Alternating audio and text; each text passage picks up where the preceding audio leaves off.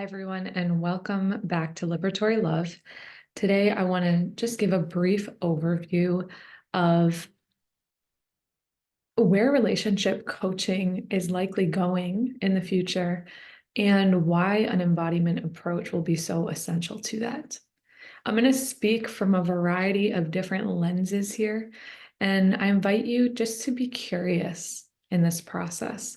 One of the stories that I like to tell about my own journey in holistic health work is how the limitation of language impacts our own ability to imagine. And you might be thinking, why would you be talking about holistic health and imagination in the same video? Well, health at its best, in my opinion, is being in touch with the fullness of the mind. And imagination is one of the most incredible qualities that we have as humans. And imagination sometimes comes because we are in a state where we're already expanded, we're already delighted, we're already at ease, and we want more, or we can begin to see more.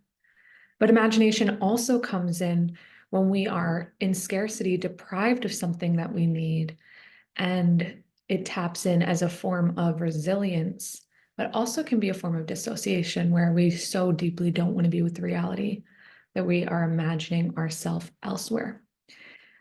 So I want to first touch on the type of imagination that doesn't really have to do with either of these, with imagining from expansion or imagining from scarcity, but imagining from ignorance.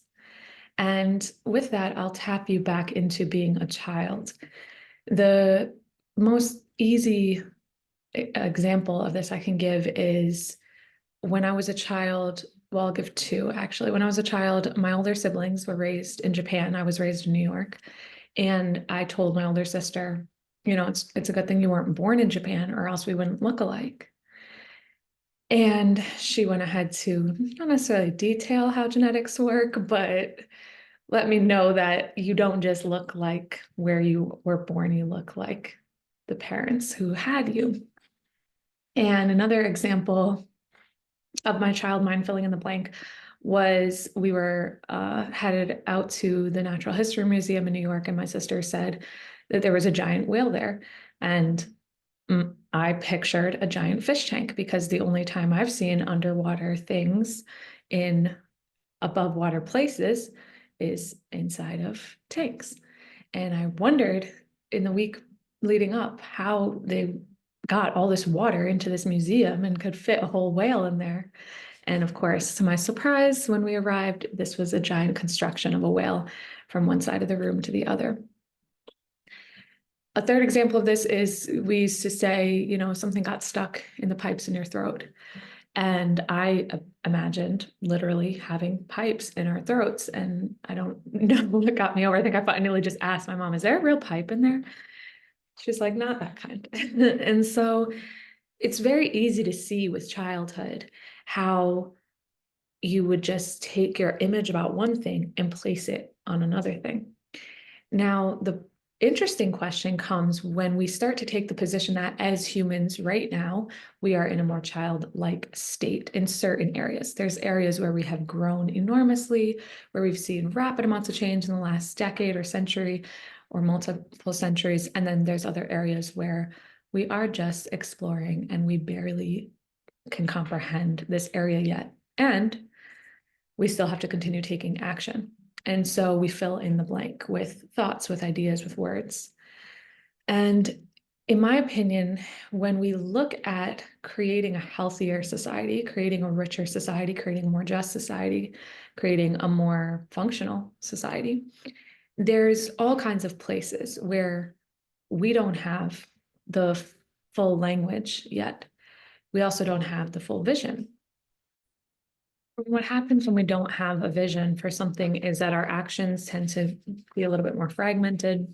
They tend to be a little bit more anxious, a little bit more tense, and of course, catastrophic at times. I won't go into all of that. I'll let your imagination yourself kind of consider that. but I'll bring it into a state where this is really important, in my opinion, and the basis of my work in two places: Thrive, which is about human attention in the digital age, and Liberatory Love, which is about integrative healing and holistic sexuality. We are yearning for a framework for greater health, and yet we are very early in our understanding of how the mind works. And my vision with relationship coaching is to create a space where people can tap into deeper health with themselves and also the fullness of their imagination, and also have the room to deconstruct social conditioning that has not served them. And this is particularly important when in 1974 is when it finally passed that a woman could own her own bank account. So we're in a time in history where women are only 50 years in the West, because this is not a global law, but in the West, where a woman can own her own means of living. And this human right alone shifts the dynamic of marriage, of relating, and people are seeking guidance as they rethink relationship, as they rethink the meaning of marriage for themselves. And they're also at the same time holding the patterns of their families, the social conditioning around them, the religious upbringing if they were raised in it, and then, of course, any ideas pushed by media. So with Liberatory Love, I want a space with my relationship coaching. I want a space where someone can actually tap into a personal perspective on their own wants and needs and access that from a holistic state, which involves mind and the emotions held in the body created through traumatic experiences or experiences where love was deprived, withheld, or kept from us, as well as energetic, intuitive, imaginative, desire-driven, subconscious needs. And right now, it's still rare for a traditional therapeutic environment to allow you the opportunity to tap into all of these things and tap into it from a place of vision for the future. Just a quick example, when I had a breakdown in college as I was coming into my own recognition and acknowledgement of my bisexuality, I was taken to a psychiatrist because of the emotional breakdown I was having, which I myself didn't comprehend. And I was essentially told there's nothing inherently wrong with you and you just overthink.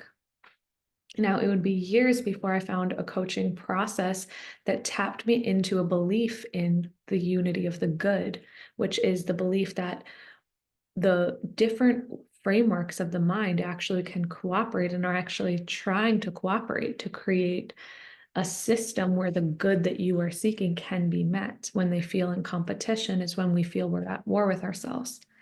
This completely shifted the perspective I had from one read on the situation that I was overthinking to one in which I could actually delve into my belief in religious systems, which was about my desire for truth, my belief in greater integrity and resistance to and moving away from religious systems, which was also about my pursuit of truth, and begin to hold these two seemingly polarized journeys as the same.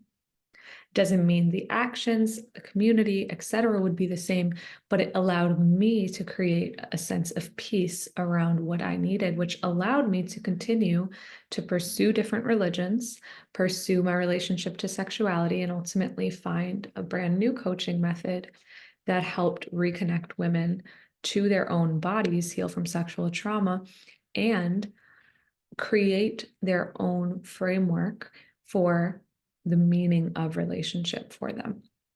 Well, actually, that's my added part, that I would say that environment offered reconnection to the body. And the work that I'm doing within Liberatory Love is really fusing methods that I learned from that first space about meaning making and beliefs with embodiment healing. So I offer this, and then let's speak to one other point, the actual transformation of the dynamic of relationships. If I am just holding space as a therapist, helping you as an individual make sense of yourself within a social context that's rapidly changing, that's going to look different than if I'm holding space for you as a coach who's also in alignment with a reality, a future where women, men, and people have agency over their bodies, where all human bodies are dignified and respected. And that agency actually paves the way for whole new levels of intimacy and love. So this is the space that I'm offering Liberatory Love. And it's not just about relationship, people in a single relationship. It's really about a vision for relationships as a whole. It's about people being safe to tap into new thinking. And it's also about greater consciousness, because what we see right now in the space of kind of people who are looking at brain, mind, body, their relationship, and trauma healing, and create like manifestation or conscious creation, this capacity for the brain to begin and mind to begin to attract more into its state of field what it is that it deeply desires. What we see with all of these is that we need alignment on the deeper subconscious level with the conscious level for us as humans to move closer toward the things that we want, to move closer toward integration, to move closer toward healing. And yet, none of these frameworks deal with sexuality, which is a mind, body, spirit, if you believe in spirit, a mind, body, spirit experience that begins from a young age and begins with intensive mental conditioning, as well as physical policing, as well as a deprivation of information, as well as, for the most part, media filling in the blank. So if we want to actually see a culture and a society where more people are conscious, where more people are tapped in with a connection from body and heart to mind, we'd also want to help with the healing process of their relationship to their own sexuality. And while sexuality is not the only focus of intimate or romantic relationship, jumping over it or pretending that it's not there or reducing how much weight it holds allows less or kind of prohibits greater consciousness for everyone involved. It prohibits greater consciousness within relationship, prohibits greater consciousness amongst same-gendered people who want to discuss relationship, and then amongst all of us who are actually trying to build a new culture where relationships serve us. The second place that I'll point to this is within the space of Thrive, my health and attention coaching, and point to the exact same need, but from a different vantage point. So with Liberatory Love, what I'm asking people to consider is to really look at the multidimensionality of the human and consider that holistic sexuality could contribute to greater healing, and that greater cultural consciousness is actually dependent on people processing their experience to their gender, to their sexuality, into relationship, which got ingrained in them from a young age. And that we can consciously create new experiences of, but need room to process on a mental, mind, emotional, or embodied and energetic level. With Thrive, what I'm looking at is your relationship with technology. And this is really a unique space given that the trends of technology are current, they're going to continue to change, but they're giving us the opportunity to look at our addictions and our relationship issues in a very particular way because we get mirrored back on us, our anxieties and our fears directly. We see the worst of human consciousness for the most part mirrored back within our social spaces.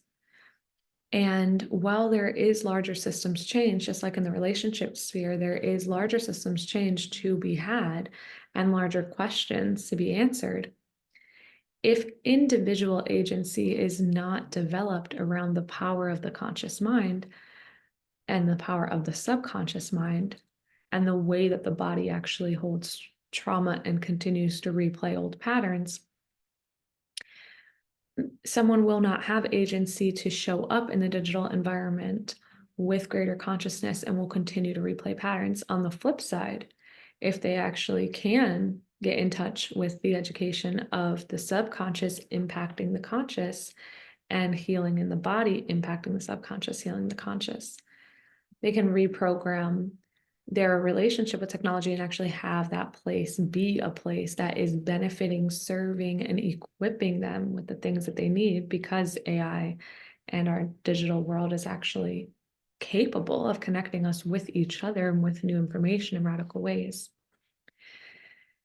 So I'm looking at two areas that hold tension, and I'm asking us not to jump into the fear that lies within this place, which is real. We want to be able to evaluate that, but instead to look into them with the opportunity, which lies within rethinking the complexity, the mystery, and the beauty of the human, instead of reducing them to someone who is only controlled or manipulated by the conditions.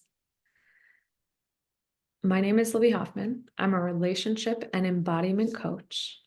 I believe that looking at our relationships now in 2024, at the time this video is recording, and a quarter into the century, is essential for every other kind of change that's going to happen in the rest of the century and beyond.